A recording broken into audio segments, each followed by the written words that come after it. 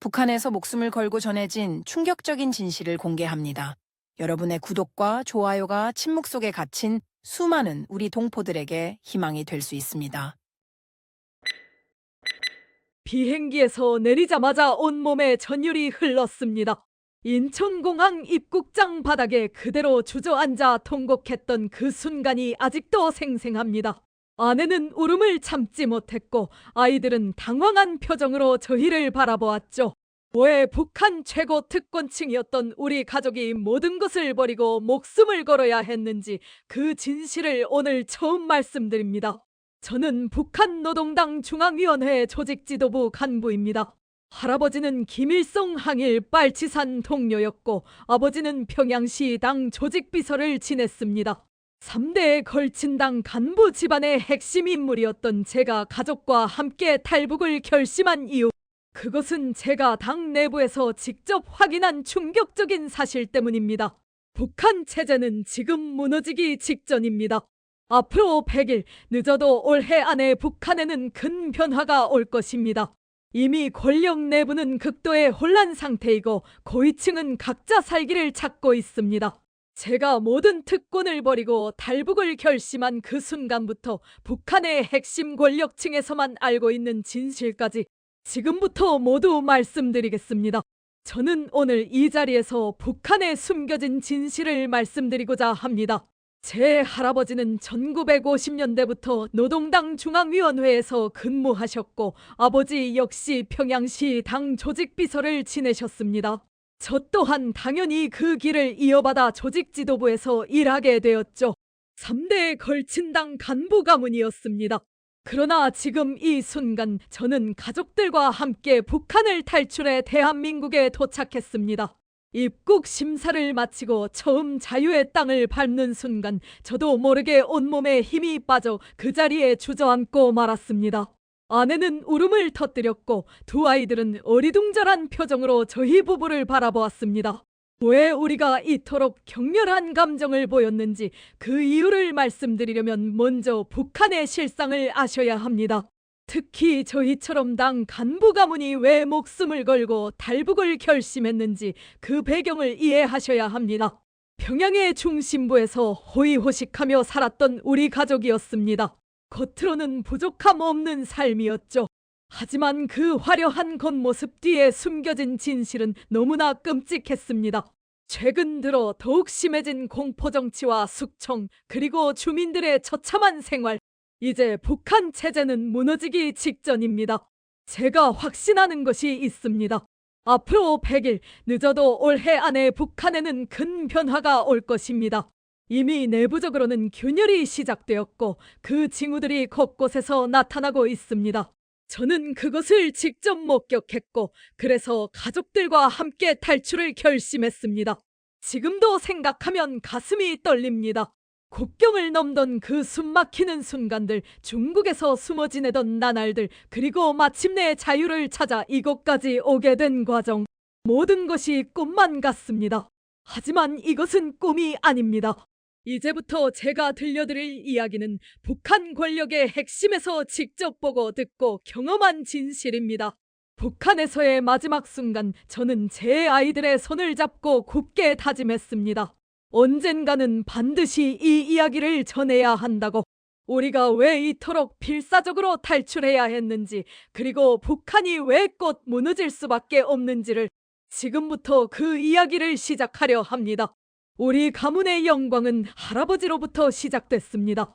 할아버지는 1930년대 만주에서 항일 게릴라 활동을 하시며 김일성 주석과 인연을 맺으셨다고 합니다. 어린 시절 할아버지께 들었던 이야기들이 아직도 생생합니다. 혹한 속에서 일제와 맞서 싸우던 이야기, 김일성 주석과 함께 보냈던 시간들, 해방 후 할아버지는 자연스럽게 노동당의 핵심 간부가 되셨습니다. 당시 북한에서는 항일 투쟁 경력이 최고의 훈장이었으니까요. 평양 중심가의 고급주택, 개인 운전기사가 딸린 차량, 특별 배급품. 우리 가족은 북한 최상류층의 삶을 살았습니다. 어머니는 종종 말씀하셨습니다. 할아버지 댁 거실에 걸려있던 김일성 주석과의 사진을 보면서 자랐다고. 그 사진 속에서 할아버지는 김일성 주석 바로 옆에 서 계셨습니다. 젊은 시절의 의기양양한 모습이었죠. 그 사진은 우리 가문의 자부심이자 특권의 상징이었습니다. 하지만 지금 생각해보면 그때부터 이미 북한의 비극은 시작되고 있었던 것 같습니다. 혁명 동지들이 하나둘 숙청되어 가는 것을 지켜보면서도 할아버지는 침묵할 수밖에 없었다고 하셨어요. 살아남기 위해서였겠죠. 밤마다 한숨 쉬시던 할아버지의 모습이 떠오릅니다. 당시 할아버지는 노동당 조직 지도부에서 중요한 직책을 맡고 계셨습니다. 김일성 주석의 지시를 직접 전달받고 그것을 실행하는 역할이었죠. 겉으로는 영광스러운 자리였지만 실상은 늘 살얼음판을 걷는 것과 같았다고 합니다. 특히 김일성 주석이 주체 사상을 강조하기 시작하면서 할아버지의 고민은 더욱 깊어졌다고 해요. 자신이 믿었던 혁명의 이상과 현실은 너무나 달랐으니까요. 하지만 그때는 그저 충성을 다하는 것만이 살 길이었습니다. 가끔 술에 취해 옛 동지들 이야기를 하시던 할아버지의 눈빛을 저는 잊을 수 없습니다. 그 눈빛 속에는 말로 표현할 수 없는 슬픔과 후회가 담겨 있었습니다. 나중에야 알게 됐지만 그것은 북한 체제의 본질을 알면서도 침묵할 수밖에 없었던 한 인간의 고뇌였던 것 같습니다. 이제 와서 생각해보면 할아버지께서는 이미 오래전부터 알고 계셨던 것 같습니다. 북한 체제가 언젠가는 무너질 것이라는 것을. 그래서 마지막으로 남기신 말씀이 언젠가는 진실을 마주해야 한다였나 봅니다. 그 말씀의 의미를 이제야 저는 온전히 이해하게 되었습니다. 제 아버지의 이야기는 북한 권력 2세대의 전형을 보여줍니다. 할아버지의 공로 덕분에 아버지는 만경대혁명학원에서 수학하셨고 김정일 위원장과 같은 세대로서 당에서 승승장구하셨습니다. 하지만 그 과정에서 겪으신 내적 갈등은 말로 표현하기 어려울 정도였다고 합니다. 특히 1990년대 고난의 행군 시기는 아버지에게 큰 충격이었습니다. 평양시당 조직비서로서 매일같이 보고되는 아사자 통계를 받아보셨죠. 겉으로는 위대한 장군님을 따라 고난의 행군을 승리적으로 완수하자를 외치면서도 밤마다 몰래 우시던 모습을 어머니는 지금도 잊지 못하십니다.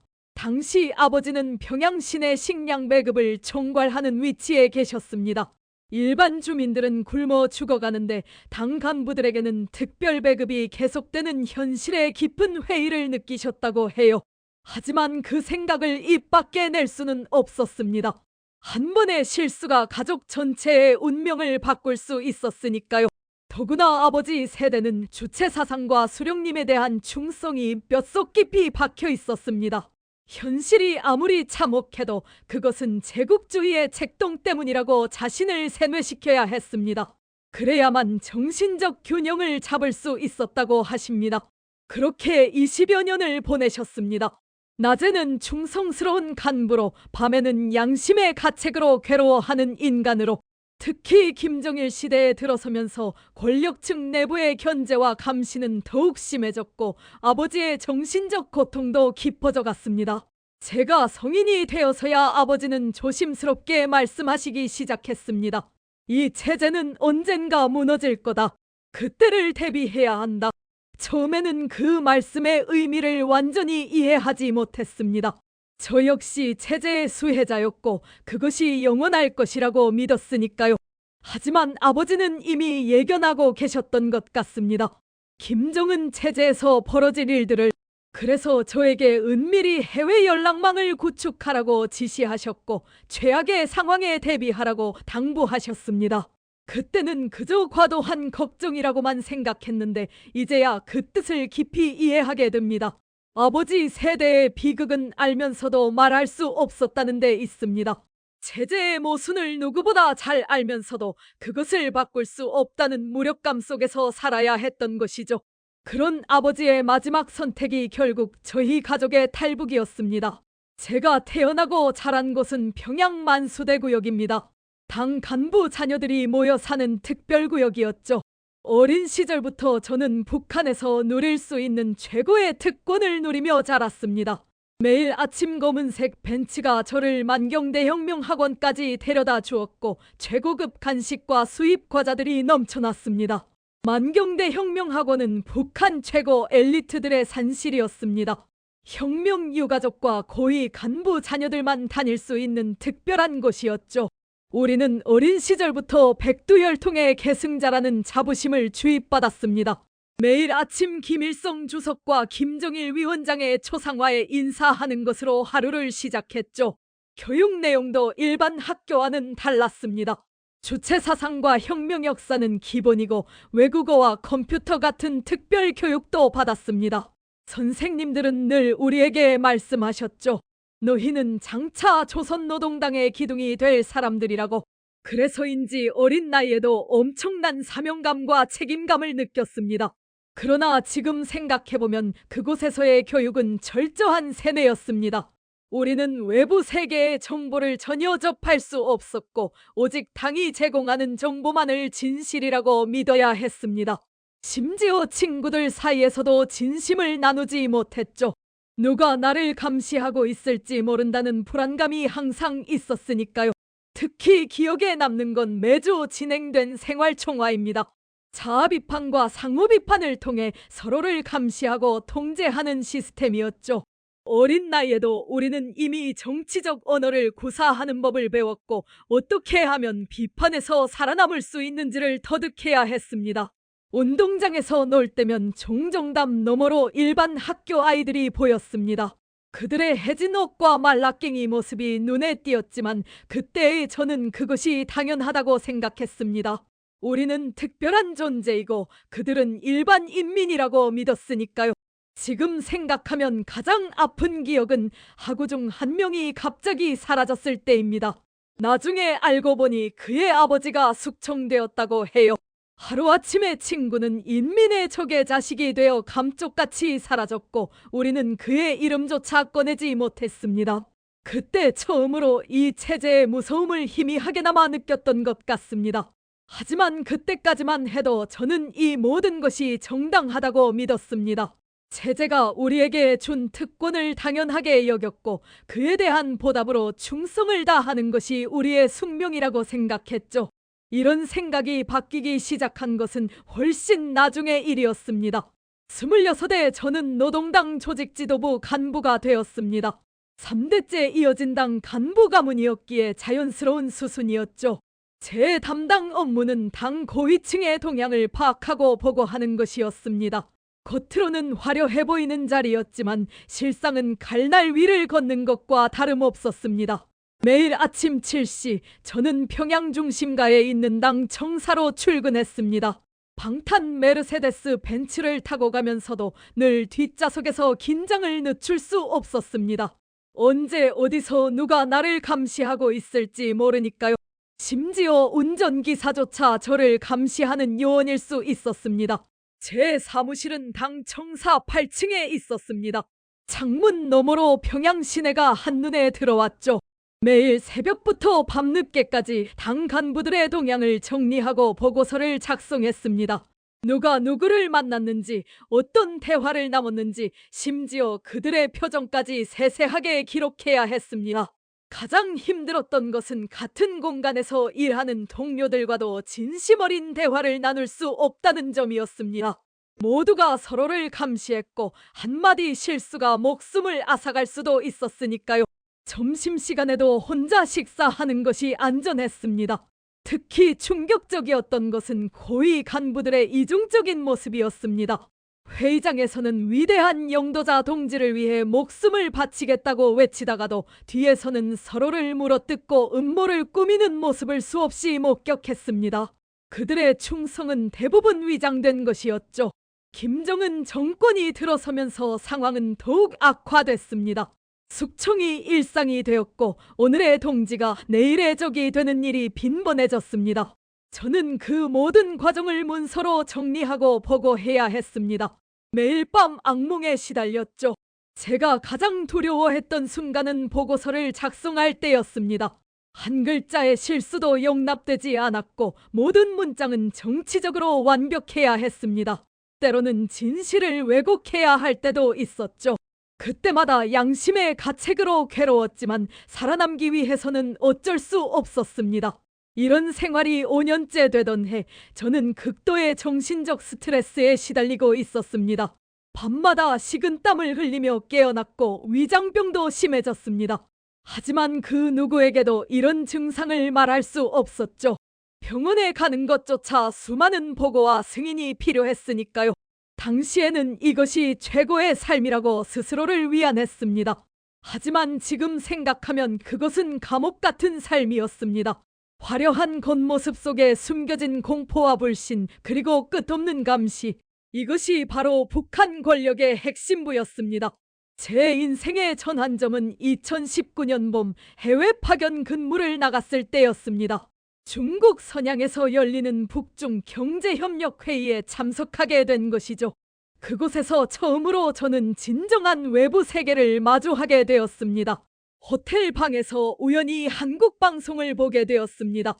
원래는 철저히 금지된 일이었지만 그날따라 왜 그랬는지 리모컨을 돌리다 한국 드라마가 나왔고 저는 그대로 얼어붙었습니다. 화면 속 서울의 모습은 제가 알고 있던 헐벗고 굶주린 남조선과는 너무나 달랐습니다. 더 충격적인 것은 현지 교포들과의 만남이었습니다. 그들은 조심스럽게 북한의 실상에 대해 물었고 저는 처음으로 제가 알고 있던 진실이 모두 거짓일 수 있다는 의심을 하게 되었습니다. 특히 한 탈북민 출신 사업가와의 비밀 만남은 제 인생을 완전히 뒤흔들어 놓았습니다. 그는 제게 말했습니다. 당신이 알고 있는 북한은 가짜입니다. 진짜 북한은 당신 같은 특권층 밑에서 신음하는 2,500만 주민들의 현실입니다. 처음에는 분노가 치밀었습니다. 하지만 그의 말은 제 마음 깊숙한 곳에 의문의 씨앗을 심어 놓았습니다. 평양으로 돌아온 후 저는 모든 것을 다르게 보기 시작했습니다. 매일 아침 마주치는 일반 주민들의 굶주린 눈빛, 무너져가는 건물들, 전기도 들어오지 않는 거리. 이전에는 당연하게 여겼던 것들이 이제는 참을 수 없는 모순으로 보였습니다. 특히 충격적이었던 것은 제가 작성하던 보고서들의 실체였습니다. 주민들의 생활 수준이 날로 향상되고 있다는 보고, 경제가 성장하고 있다는 통계, 이 모든 것이 조작된 거짓이었다는 사실을 깨달았습니다. 더 이상 양심의 가책 없이 일할 수 없었습니다. 밤마다 식은땀을 흘리며 고민했습니다. 이대로 살아야 하는가? 내 자식들에게도 이런 거짓된 삶을 물려줘야 하는가? 답은 명확했지만 행동으로 옮기기까지는 큰 용기가 필요했습니다. 가족 모두의 운명이 걸린 문제였으니까요. 점차 저는 은밀히 정보를 모으기 시작했습니다. 외부 세계의 실상, 탈북 경로, 필요한 자금, 당 간부라는 위치를 이용해 조금씩 준비해 나갔습니다. 매 순간이 위험의 연속이었지만 이미 돌아갈 수 없는 강을 건너고 있었습니다. 그리고 마침내 결정적인 사건이 일어났습니다. 제가 모시던 고위 간부가 갑자기 숙청되는 것을 목격한 것입니다. 그와 가까웠던 저도 언제든 같은 운명을 맞을 수 있다는 것을 깨달았죠. 더 이상 지체할 시간이 없었습니다. 처음으로 가족들과 진지한 대화를 나눈 것은 어느 늦은 밤이었습니다. 아이들을 재운 뒤 아내와 마주 앉았습니다. 처음에 탈북 이야기를 꺼냈을 때 아내는 창백해진 얼굴로 저를 바라보았습니다. 미쳤어요. 우리가 왜 탈북을 해요? 여기서 우리만큼 잘 사는 사람이 어디 있다고? 아내의 반응은 당연했습니다. 우리는 평양에서 최상층 생활을 하고 있었고 딸아이는 평양제일중학교에 다니고 있었으니까요. 하지만 제가 본 것들, 알게 된 것들을 하나씩 이야기하기 시작했습니다. 김정은 체제의 실상, 고위층 숙청의 공포, 그리고 머지않아 다가올 체제의 붕괴의 조짐들. 밤새도록 이야기를 나눴습니다. 특히 결정적이었던 것은 자식들의 미래였습니다. 우리 아이들도 이런 거짓말 속에서 살게 할 거예요. 언제 숙청될지 모르는 공포 속에서. 이 말에 아내도 흔들리기 시작했습니다. 장인어른과 장모님께 이 이야기를 꺼냈을 때는 더 큰 충격이었습니다. 하지만 놀랍게도 장인어른은 오히려 담담하게 받아들이셨습니다. 나도 알고 있었다라는 한마디로 시작된 장인어른의 이야기는 수십 년간 간부로 지내면서 목격한 북한 체제의 민낯이었습니다. 가장 어려웠던 것은 아이들과의 대화였습니다. 13살 딸과 9살 아들에게 어떻게 설명해야 할지 우리는 처음에 잠시 외국 여행을 간다고 했습니다.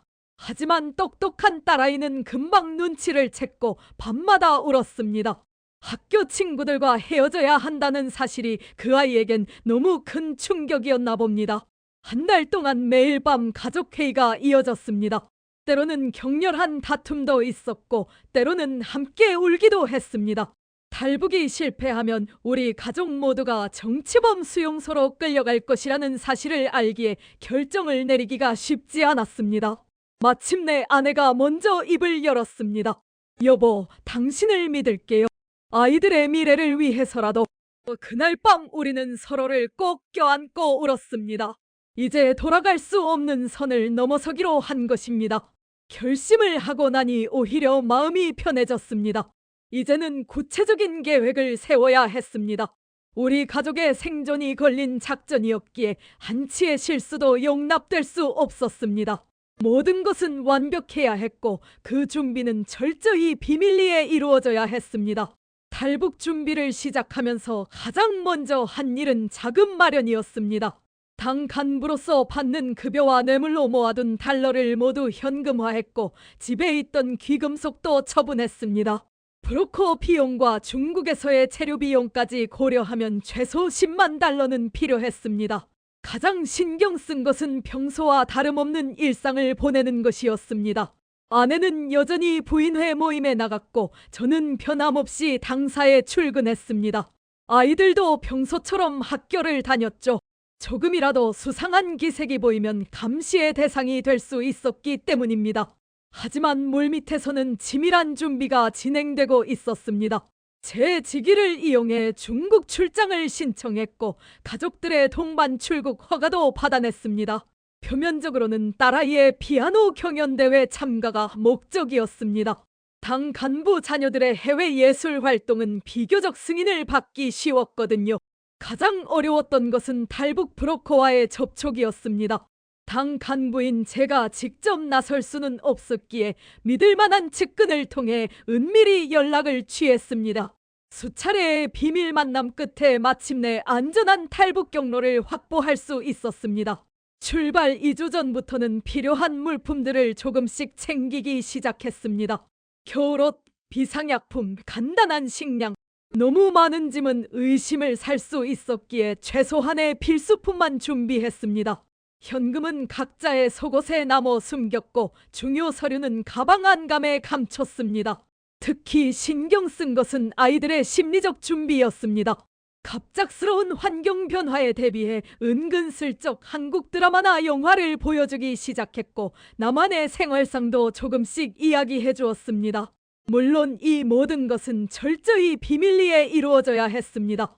출발 전날 밤 우리 가족은 마지막으로 평양집에서 저녁을 함께 했습니다. 언제 다시 이곳을 볼 수 있을지, 아니 다시 볼 수 있을지조차 알 수 없었습니다. 창밖으로 보이는 평양의 야경을 바라보며 우리는 모두 깊은 감정에 잠겼습니다. 그날 밤 아무도 잠을 이루지 못했습니다. 아내는 집안 곳곳을 돌아보며 눈물을 훔쳤고 아이들은 불안한 듯 서로를 껴안고 있었습니다. 저는 마지막으로 한 번 더 계획을 점검했습니다. 이제 돌아갈 수 없다는 것을 알았기에 모든 것이 완벽해야 했습니다. 다음 날 새벽 우리는 조용히 집을 나섰습니다. 평소와 다름없는 출근길, 등교길처럼 보여야 했습니다. 하지만 우리 모두는 알고 있었습니다. 이것이 우리 인생의 가장 큰 도박이며 동시에 유일한 희망이라는 것을. 탈북의 순간은 평양의 한 호텔에서 시작됐습니다. 중국 출장을 위해 머무는 것처럼 보이기 위해 일부러 선택한 장소였죠. 그날 밤 11시 우리는 미리 약속된 호텔 직원의 도움으로 비상계단을 통해 건물을 빠져나왔습니다. 주차장에는 이미 브로커가 보낸 차량이 대기하고 있었습니다. 평양을 벗어나는 순간 아내가 내 손을 꼭 잡았습니다. 그 손이 얼마나 차갑고 떨리던지 아이들은 뒷좌석에서 조용히 잠든 척하고 있었습니다. 어린 나이에도 상황의 심각성을 이해하고 있었나 봅니다. 국경으로 향하는 8시간의 여정은 생사의 갈림길이었습니다. 검문소마다 심장이 멎는 것 같았습니다. 다행히 제 신분증과 미리 준비한 특별 통행증이 효과가 있었습니다. 당 간부라는 신분이 마지막으로 우리를 도운 셈이죠. 새벽 4시 마침내 두만강 인근에 도착했습니다. 이제 진짜 시작이었습니다. 강을 건너기 전 우리는 잠시 숨을 고르며 서로를 바라보았습니다. 뒤돌아보면 안 된다고 수없이 다짐했지만 저도 모르게 평양 방향을 한번 돌아보고 말았습니다. 국경 경비병들의 교대 시간에 맞춰 행동을 개시했습니다. 아내는 떨리는 손으로 아이들의 옷매무새를 다듬었고 저는 마지막으로 한 번 더 주변을 살폈습니다. 그리고 브로커의 신호와 함께 우리는 강을 향해 달리기 시작했습니다. 얼음이 살짝 얼기 시작한 두만강물은 생각보다 깊었습니다. 어린 아들은 제 등에 엎혔고 딸아이는 아내가 안고 있었습니다. 차가운 물이 허리까지 차올랐을 때 멀리서 개 짖는 소리가 들렸습니다. 순간 온몸에 피가 얼어붙는 것 같았습니다. 하지만 멈출 수는 없었습니다. 이미 돌아갈 수 없는 강을 건너고 있었으니까요. 아이들이 울음을 터뜨리지 않은 것이 지금 생각해도 기적 같습니다. 물살이 거세질 때마다 아내가 딸아이에게 작게 속삭였습니다. 조금만 더 참자. 마침내 중국 땅을 밟는 순간 아내가 그 자리에 주저앉아 울음을 터뜨렸습니다. 하지만 그럴 시간이 없었습니다. 브로커가 재촉하는 대로 서둘러 준비된 차량에 올랐고 우리는 어둠 속으로 사라져갔습니다. 그렇게 시작된 도주국은 꼬박 일주일이 걸렸습니다. 중국 각지를 전전하며 숨어 지내다가 마침내 라오스 국경으로 향하는 긴 여정이 시작됐습니다. 매 순간이 생사를 넘나드는 긴장의 연속이었지만 이상하게도 두려움보다는 새로운 삶에 대한 기대가 더 컸습니다. 지금도 그날 밤의 기억은 생생합니다. 차가운 강물 속에서 들리던 아이들의 억눌린 숨소리, 아내의 떨리는 손, 그리고 우리 모두의 심장소리. 그것은 자유를 향한 필사적인 몸부림이었습니다. 중국에서의 도피 생활은 또 다른 형태의 감옥이었습니다. 매일 밤 다른 도시로 이동하며 낮에는 창문도 열지 못한 채 숨어 지내야 했습니다. 브로커가 마련해준 은신처는 대부분 지하실이나 창고였고 밖으로 나가는 것은 상상도 할 수 없었습니다. 가장 힘들었던 것은 아이들의 울음소리를 막아야 했다는 점입니다. 딸아이는 밤마다 악몽에 시달렸고 어린 아들은 답답함에 자주 보채었습니다. 그때마다 아내는 아이들의 입을 손으로 막으며 달랬습니다. 조금만 참자. 곧 자유로워질 거야. 우리의 존재를 아는 사람은 오직 브로크뿐이었습니다. 그는 하루에 한 번 식료품을 가져다 주었고 다음 이동 계획을 알려주었습니다. 모든 연락은 암호화된 메시지로 이루어졌고 절대 전화 통화는 하지 않았습니다. 북한 보위부의 추적을 피하기 위해서였습니다. 한 번은 정말 아찔한 순간이 있었습니다. 오한의 한 창고에 숨어 있을 때였습니다. 갑자기 중국 공안이 불시 검문을 나온다는 연락이 왔습니다. 우리는 창고 안 컨테이너 속으로 숨어 들어갔고 그 안에서 꼬박 6시간을 버텨야 했습니다. 더운 날씨에 아이들은 탈진 직전이었고 저희 부부도 숨쉬기가 힘들 지경이었습니다. 하지만 그때 아내가 작은 소리로 노래를 불렀습니다. 아이들이 어렸을 때 자주 불러주던 자장가였죠. 그 작은 노래 소리가 우리에게 큰 위안이 되었습니다. 쿤밍에 도착했을 때는 이미 탈북한 지 보름째였습니다. 이곳에서 우리는 라오스 국경을 넘기 위한 마지막 준비를 했습니다. 새로운 위조 여권이 필요했고 국경 수비대를 피해갈 루트도 확보해야 했습니다. 이 시기에 가장 걱정됐던 것은 북한에 남겨둔 가족들의 안전이었습니다. 우리의 탈북 사실이 발각되면 그들은 모두 정치범 수용소로 끌려갈 것이 분명했습니다. 그래서 우리는 평양에서 출발하기 전 가족들에게 아무것도 알리지 않았습니다. 브로커는 우리에게 말했습니다. 이제 거의 다 왔습니다. 라오스만 넘어가면 한국 대사관의 보호를 받을 수 있습니다. 그 말을 들으며 우리는 서로를 바라보았습니다. 눈물 속에서도 희망이 보였습니다. 한 달이 넘는 도피 생활 동안 우리 가족은 그 어느 때보다 강하게 뭉쳤습니다. 서로를 의지하고 격려하면서 새로운 삶에 대한 꿈을 키워갔습니다. 이제 와서 생각해보면 그 힘든 시간이 오히려 우리를 더 단단하게 만들어준 것 같습니다. 라오스 국경을 넘기 위해 우리는 밤중에 산길을 걸어야 했습니다. 아이들의 신발에는 고무를 덧대어 소리가 나지 않게 했고 짐도 최소한으로 줄였습니다. 국경 수비대의 순찰 시간을 피해 움직여야 했기에 달빛에 의지해 걸어야 했습니다. 우리를 인도하는 현지 안내인은 거의 말이 없었습니다. 오직 손짓으로만 의사소통을 했죠. 그는 우리보다 앞서 걸으며 주기적으로 멈춰 서서 주변을 살폈습니다. 한 번은 갑자기 손을 들어 신호를 보내더니 우리를 급하게 숲을 속으로 끌어당겼습니다. 잠시 후 순찰 차량이 지나갔죠. 딸아이가 발목을 삐었을 때가 가장 위험한 순간이었습니다. 울음을 참으며 절뚝거리는 모습이 안쓰러웠지만 멈출 수는 없었습니다. 제가 딸을 등에 업고 아내는 아들의 손을 잡고 걸었습니다. 그렇게 8시간을 쉬지 않고 걸었습니다. 마침내 라오스 국경을 넘어섰을 때는 이미 동이 틀 무렵이었습니다. 안내인은 우리를 작은 마을의 한 집으로 데려갔습니다. 그곳에서 우리는 하루를 숨어 지내며 다음 단계를 준비했습니다. 비엔티안에 있는 한국 대사관으로 가기 위해서였죠. 그런데 그때 예상치 못한 소식이 들려왔습니다. 북한 보위부가 우리의 행적을 추적하고 있다는 것이었습니다. 이미 중국에서의 도주 경로가 발각됐고 라오스 주재 북한 대사관도 움직이기 시작했다는 것이었습니다. 순간 아내의 얼굴이 하얗게 변했습니다. 이제 와서 잡히면 모든 것이 끝입니다. 아이들은 부모와 강제로 이별당할 것이고 우리는 정치범 수용소로 끌려갈 것이 분명했습니다. 다행히 브로커는 이미 대책을 세워두었습니다. 라오스 현지 경찰과 거래가 되어 있었고 그들의 보호 아래 비엔티안까지 이동할 수 있었습니다. 경찰차 뒷좌석에 숨어 이동하는 동안 우리는 숨도 제대로 쉬지 못했습니다. 비엔티안에 도착한 후에도 곧바로 대사관으로 가지는 못했습니다. 북한 대사관 요원들의 감시가 있을 수 있었기 때문입니다. 시내 한복판의 호텔에 숨어 이틀을 더 기다려야 했습니다. 그 시간이 그토록 길게 느껴질 줄은 몰랐습니다. 마침내 한국 대사관 직원과 접촉이 이루어졌고 그들의 보호 아래 대사관으로 들어갈 수 있었습니다.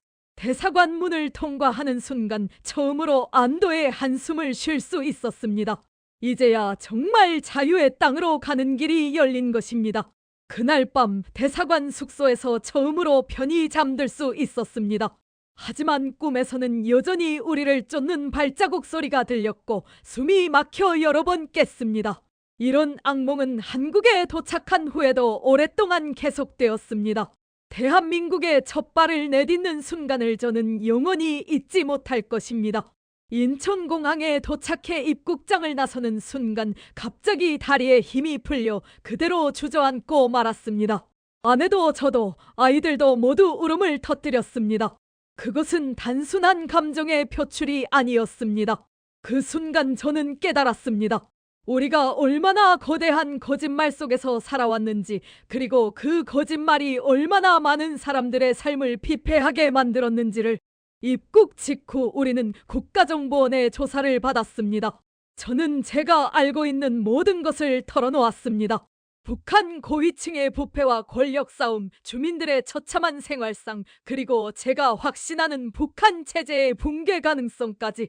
특히 강조했던 것은 최근 북한 내부의 변화였습니다. 장마당을 통한 정보 유통, 젊은 세대들의 의식 변화, 간부들의 동요. 이러한 현상들이 가속화되면서 체제의 근간이 흔들리고 있다는 것을 증언했습니다. 조사관들은 특히 제가 언급한 100일이라는 시한에 관심을 보였습니다. 저는 설명했습니다. 현재 북한의 식량 사정, 외화 보유고 당 간부들의 동향을 종합해 볼 때 늦어도 100일 안에 큰 변화가 올 것이라고. 아내는 조사 과정에서 계속 눈물을 흘렸습니다. 북한에 남겨진 가족들 생각 때문이었겠지만 한편으로는 이제야 진실을 말할 수 있다는 해방감 때문이기도 했을 것입니다. 아이들은 처음에는 많이 당황했습니다. 갑자기 바뀐 환경, 낯선 말투, 처음 보는 음식들. 하지만 놀랍게도 금방 적응하기 시작했습니다. 특히 딸아이는 학교에서 배우는 진짜 역사에 큰 충격을 받으면서도 오히려 더 열심히 공부하겠다는 의지를 보였습니다.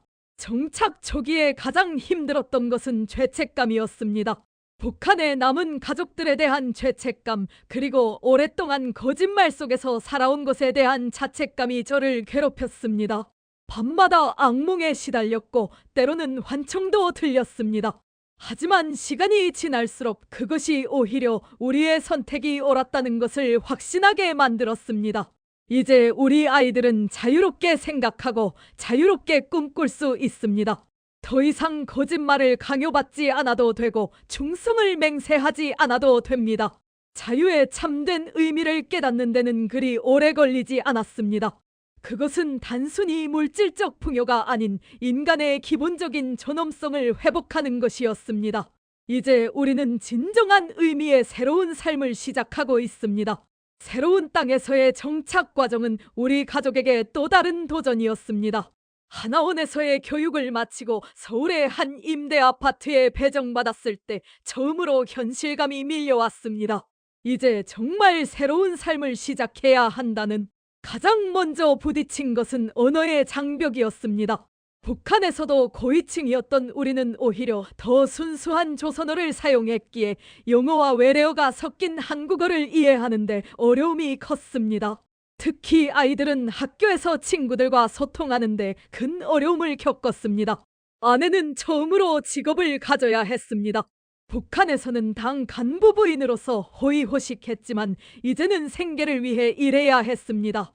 처음에는 마트 진열 일을 시작했는데 매일 저녁 퉁퉁 부은 발을 보며 울었습니다.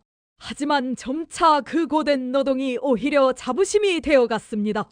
제 경우는 더욱 힘들었습니다. 북한에서의 높은 지위가 오히려 부담이 되었죠. 처음에는 경비원으로 일하면서 자존심이 많이 상했습니다. 하지만 점차 깨달았습니다. 진정한 자유는 스스로의 노동으로 얻는 것이라는 걸. 아이들의 적응은 예상보다 빨랐습니다. 특히 컴퓨터와 인터넷을 처음 접했을 때의 그 놀라움은 이루 말할 수 없었습니다. 북한에서는 상상도 못했던 정보의 바다를 만난 것이죠. 딸아이는 이제 유튜브로 영어를 공부한다고 자랑합니다. 하지만 트라우마는 여전했습니다. 갑자기 큰 소리만 들려도 우리 모두는 움찔했고 낯선 사람이 다가오면 본능적으로 경계했습니다. 특히 아내는 한동안 현관문을 3번씩 잠그는 습관을 버리지 못했습니다. 가장 큰 변화는 아마도 사고방식이었을 것입니다. 더 이상 누군가의 지시나 허가 없이도 자유롭게 생각하고 결정할 수 있다는 것. 처음에는 이 자유가 오히려 두렵게 느껴졌습니다. 너무 오랫동안 통제된 삶에 길들여져 있었기 때문이죠. 심리 상담을 받으면서 우리는 천천히 치유되어 갔습니다. 상담사는 우리의 경험이 깊은 상처이자 동시에 큰 자산이 될 수 있다고 말해주었습니다. 그 말이 큰 위로가 되었습니다. 이제 우리는 점차 안정을 찾아가고 있습니다. 아이들은 학교에서 좋은 성적을 내기 시작했고 아내도 이제는 작은 가게를 운영할 계획을 세우고 있습니다. 저 역시 새로운 일을 시작했습니다. 하지만 여전히 마음 한켠에는 북에 남겨진 사람들에 대한 생각이 자리 잡고 있습니다. 언젠가는 그들도 이 자유를 만끽할 수 있기를. 그날이 올 때까지 우리는 이곳에서 희망의 증인으로 살아가려 합니다. 제가 북한 체제가 100일 안에 큰 변화를 맞을 것이라 확신하는 데는 분명한 근거가 있습니다. 당 조직 지도부에서 일하면서 제가 직접 목격한 징후들이 너무나 명확했기 때문입니다. 첫째로 식량 사정이 심각한 수준입니다. 겉으로는 우리식 사회주의의 승리를 외치지만 실제로는 군부대조차 제대로 된 배급을 받지 못하고 있습니다. 제가 마지막으로 본 내부 보고서에 따르면 군량미 비축량이 역대 최저치를 기록했습니다. 둘째, 외화보유고가 바닥났습니다. 대북 제재로 인해 수출이 막히면서 달러 확보가 거의 불가능한 상황입니다. 심지어 당 간부들의 충성자금 상납마저 끊기기 시작했죠. 이는 곧 체제 유지의 근간이 흔들리고 있다는 신호입니다. 더 중요한 것은 권력 내부의 균열입니다. 김정은 위원장의 즉흥적인 결정과 잦은 숙청으로 인해 많은 고위 간부들이 불안감을 느끼고 있습니다. 특히 최근에는 측근들조차 서로를 의심하는 분위기가 역력했습니다. 장마당을 통한 외부 정보 유입도 통제가 불가능한 수준에 이르렀습니다. 젊은 세대들은 더 이상 체제 선전을 맹신하지 않습니다. 한국 드라마나 외국 영화를 몰래 보는 것이 일상이 되었고, 이는 사상 통제의 근간을 흔들고 있습니다. 특히 주목할 만한 것은 당 조직의 기강회의입니다. 예전에는 상상도 할 수 없었던 뇌물수수와 직권남용이 만연해 있습니다. 심지어 보위부 요원들조차 돈을 받고 눈을 감아주는 일이 비일비재합니다. 이러한 현상들이 바로 지금 북한에서 일어나고 있는 현실입니다.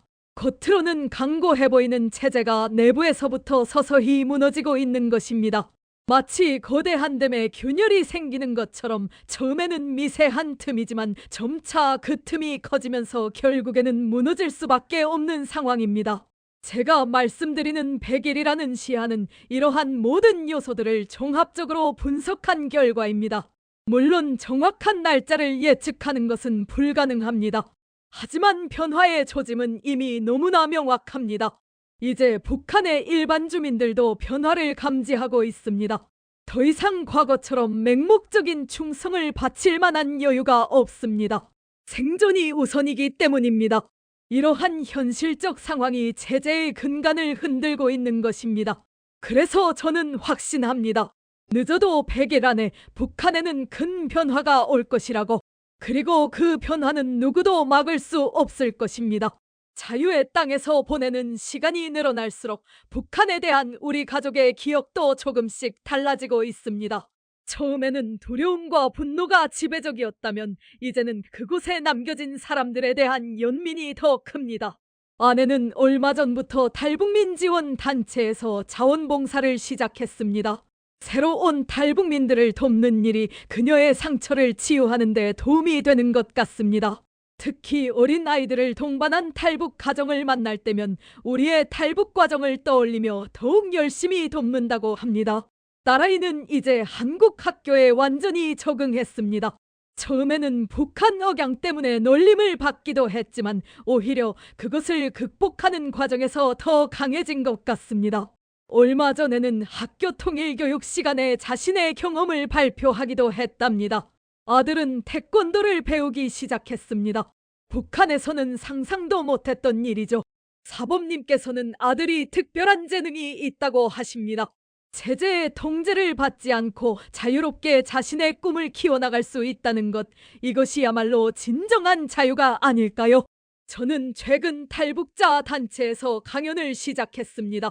북한의 실상을 알리고 통일의 필요성을 이야기하는 일입니다.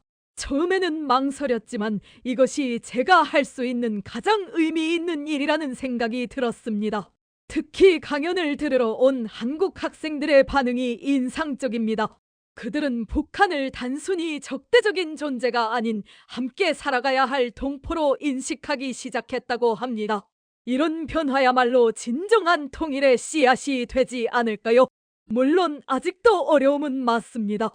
여전히 악몽에 시달릴 때도 있고 북에 두고 온 가족들 생각에 잠 못 이룰 때도 있습니다. 하지만 이제는 압니다. 우리의 선택이 옳았다는 것을, 그리고 이것이 단순한 탈출이 아닌 새로운 시작이라는 것을. 가끔 아이들이 묻습니다. 우리가 다시 평양에 갈 수 있을까요? 저는 그때마다 대답합니다. 그래, 반드시 그날이 올 거야. 하지만 그때는 지금과는 다른 평양이 되어 있을 거야. 그리고 그날이 생각보다 빨리 올지도 모른다는 희망을 가지고 있습니다. 우리 가족의 이야기는 여전히 진행 중입니다. 이제는 더 이상 도망자가 아닌 자유를 선택한 용기 있는 선구자로서, 그리고 언젠가 올 통일 한국의 증인으로서 우리는 계속해서 앞으로 나아갈 것입니다. 이것이 바로 우리가 그날 인천공항에서 주저앉아 울었던 진짜 이유입니다. 그것은 슬픔의 눈물이 아닌 새로운 시작에 대한 감동의 눈물이었습니다.